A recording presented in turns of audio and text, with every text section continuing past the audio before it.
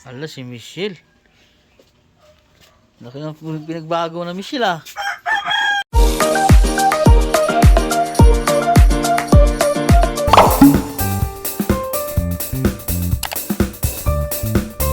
Nandito po tayo ngayon kila Michelle. Kakamustahin po natin. Ay Michelle, kamusta na?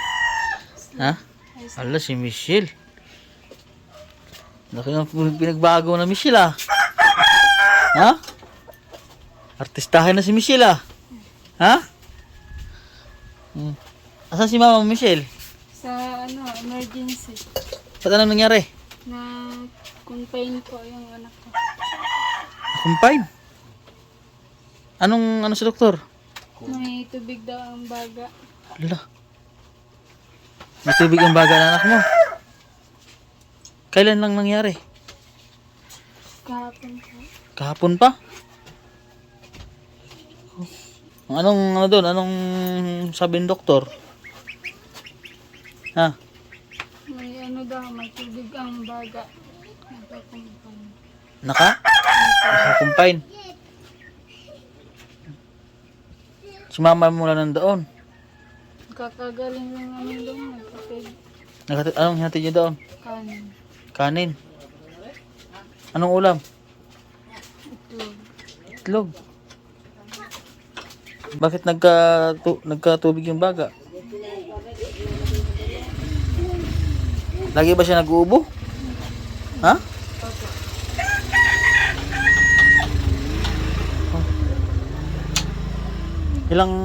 Ilang araw na nagkakaubo yung anak mo, Michelle? 5. 5 araw na. Ha?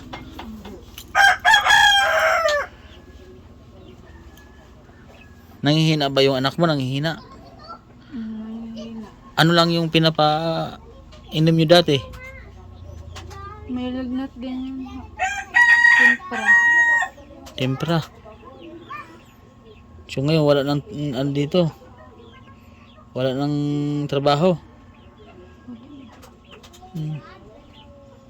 Tumigil na yung pagtatabas ng tubo. Ay paggagamas. Ngayon po, October ang tabas ng tubo. Hindi ka naglinis dun sa nililinisan mo? Michelle? Hindi pa. Anong ginawa mo at ikay kuminis oh? Ha? Ang taba taba mo na oh? Oh, laki na ng pinagbago mo. Kainom ka pa rin ng kanin na lang. Oh, kasi baka ma-over din sa taba. Si Michelle, nasa hospital pa yung anak mo. Anong doon? Yung sa may PhilHealth ba kayo?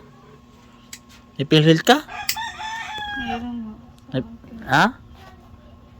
Eh di at least kung paano makakalis doon ng bayaran. Inulugan mo yung PhilHealth mo. Ano lang nandun ko, yung parang ID lang. Parang ID lang. Pero yun ay naghinulugan mo, yung PhilHealth na yun. Nung ikaw ba ay na hospital, nagamit mo yun? Di ba nung bago kayo kilala ni Ate Ria? Di ba na-confine ka rin? Nagamit mo yun doon? Magkano ang nabayaran niyo dati sa hospital? Doon lang. Sila mama ang sa akin, nag-asikaso. Nasa hospital. Ikaw? Yung pala ang problema pala ngayon. Gumaling nga si Michelle, naging artistahin nga siya. Ngayon ay anak niya naman yung nagkasakit. Madalas bang nag-uubo yung anak mo? Nakadextrous. Nakadextrous ngayon. Oh. Eh si Ate Ria nandoon din sa hospital eh. Kilala mo si Ate Ria, di ba? Saan sa hospital? Doon din sa emergency. Pumunta din siya sa emergency. Gawa ng Ngayon? isang araw ata. Gawa ng nagkasakit din siya. Yun ang kanya yung sa kidney niya. Parang maraming mga tusok-tusok yung kidney niya. Oo, pag sakaling Magkita ulit kayo doon. Ang anak, dati kayong dalawa yun nandoon. Ngayon yung anak mo naman. Hirap po ng ganito Ilang araw daw doon sa ospital yung anak mo? Mga tili. Ewan ko lang. Wala naman yung sinasabi ng doktor. Wala pang sinasabi.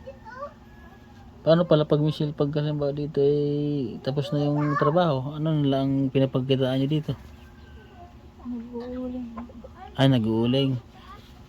Tumigil na rin pag-uling. Nag-uuling ka rin? Ha? Tumigil na kami. Bakit? Wala nang kahoy na putol. Ubos ng kahoy. Yung pinuputol niyo ng mga kahoy, yun yung mga sanga-sanga na lang. Pinapaputol talaga yun sa inyo kasi bawal magputol ng kahoy. Nagpapaalam kayo sa may-ari. Binigay na rin Binibigay ng may-ari ng lupa. Ayun yung manager nyo. Hindi. Yung may-ari lang ng kahoy. May-ari ng kahoy. Bali nililinisan nyo rin yung yung puno. Tapos yung mga sanga-sanga na yun na ang ginagawa niyang uling. Paano yung pagkain niyo dito pag walang pinapagkitaan? Ano na lang kay madam. Anong bigas kumukuha. Kumukuha ng bigas. May pera ka dyan pang sa gastos doon sa anak mo? Ha? Wala po. Mahal nga yung gamot sa labas. Nasa 1,225 ang gamot. Paano yung doon? Wala po. Hindi pa nabibili. Malapit lang naman emergency doon. Ano lang yung ginagamot na anak mo? Dextrose na Naglakad ka lang galing doon papunta doon. Natidha ka nila Kuya Rex. Nagmotor. Ngayon wala kang kapira-pira ngayon dyan. Pagkain, ulam. Meron nung kaunti na lang yung bigas. May bigas pa naman kayo. Kakaunti na po. May ulam. May tuyo. Tuyo. Meron akong dalang grocery. Meron akong pasalubong sa'yo. Yun na yung mga ulam. At nagbili din ako ng gatas para sa anak muli. At ito di pag magpunta doon para sa'yo. Lagyan mo doon para may ulam mamaya paghatid. Ha? Nako. Ganito po ang mahirap po mga kabayan pag nagkakasakit. Sa mahal po ng mga bilihin ngayon, bigas. Tapos sabayan pa ng ganito. Sana gumaling na agad yung anak mo, Michelle, yung problema, Si mama mo, may pera doon si mama mo? Walang pera? Ha? Kasi baka makapunta ako doon, makadalaw ako sa ospital, ha? Malapit lang naman doon. At titingnan ko. Nasa looban ng emergency? Sa lobo. Emergency. Oo. Maghahatid ka pa ba ng pagkain doon? Ha? Maghatid po mamayang alas 3. Alas 3? Ito, bibigyan kita ng pera. Tabi mo ito, ha? Pang mo ito? Sensya mo na pang gastos nyo doon ng mama mo. Pagkain, pambili, ha? Tapos bili naman ako ng grocery. At dadalaw ako doon, titingnan ko, ha? Tabi mo yan, yung pera. Salamat sa vlogger. Tabi mo yan, ha?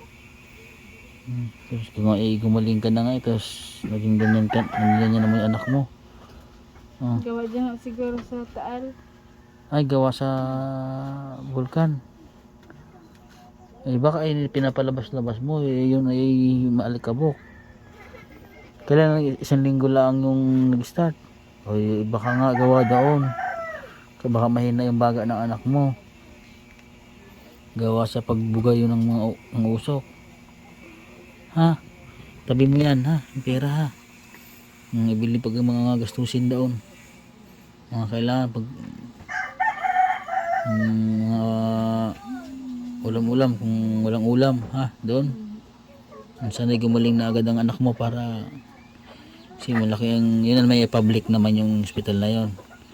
Makaano din ha. So, pasensya na sa abala bakit kay ano ha. So ayan po mga kabayan, so ito po yung update po kay Michelle. Ayan na po si Michelle. Ayan, sobrang laki na po ng pinagbago. Oh, ang kinis mo na Michelle ah. Oh. So ayan po at sa mga nais pong magbigay ng tulong, ayan, message lang kayo sa aking Facebook page, Mastering Ring Channel po. Any amount po ng inyong maibigay, malaking tulong na po yun. So lalong lalo na po ngayon sa problema ni Michelle, ay yung anak niya po ay nagkasakit, ay nagkatubig po yung baga. Sana po matulungan po natin mga kabayan si Michelle. Ano? So Michelle, ako ay pupunta doon, titingnan ko kung ano yung kalagayan ng anak mo doon ha. So yun po, at message lang kayo sa aking Facebook page sa lahat po magbigay ng tulong po. At siyempre po sa lahat po na ng tumulong kay Michelle simula sa lahat po ng sponsor po na tumulong, maraming salamat po sa inyo mga kabayan. So ito na po yung resulta ng natulungan po natin si Michelle. Sobrang laki na po ng kanyang pinagbago, hindi na siya katulad dati ng mga payat, ngayon ay mataba na ha. O pagaling ka lang na maigi Michelle ha. Baka ikaw may boyfriend ha. So toto. Michelle ha. So yan po mga kabayan. Dito na lang po ang vlog ko. God bless po at magandang umaga sa ating lahat.